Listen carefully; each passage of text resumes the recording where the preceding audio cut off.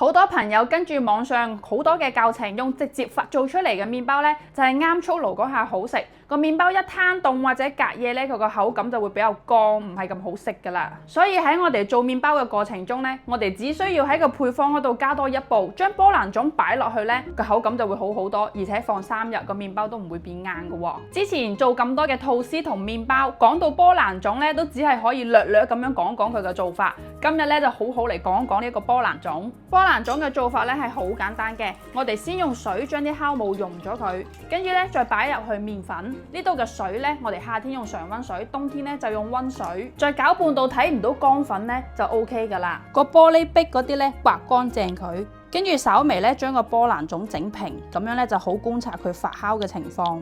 材料撈均勻呢，就可以攞去發酵啦。我哋係要發酵到2倍大嘅。咁我呢個係玻璃罌，同埋佢有黑到呢，就比較直觀咁樣可以睇到幾時先到2倍大。如果你冇呢啲咁樣嘅玻璃罌呢，可以攞支大頭筆或者好似我咁樣套一個橡筋去標記一下佢嗰個原始位置。佢嘅製作方法就好簡單啦，但係用量係點樣計嘅呢？如果你學識咗呢個方法，你所有個配方攞到手，你就會得心應手，知道點樣將佢轉成波蘭種嘅配方。以呢一個簡單吐司為例，波蘭種嘅用量通常係20%到40%。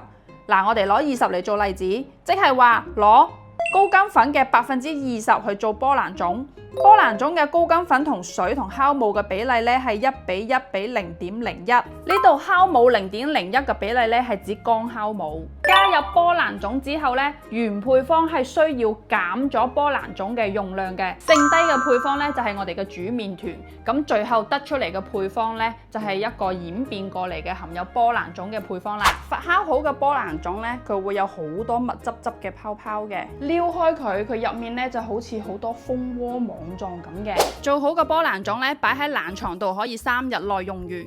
如果你懶一次過做多啲咧，擺喺冷凍嗰度，等要用嗰陣再解凍嚟用咧都係 OK 嘅。下期咧我就會用呢一個波蘭種嚟做一個全麥嘅吐司。公關節啦！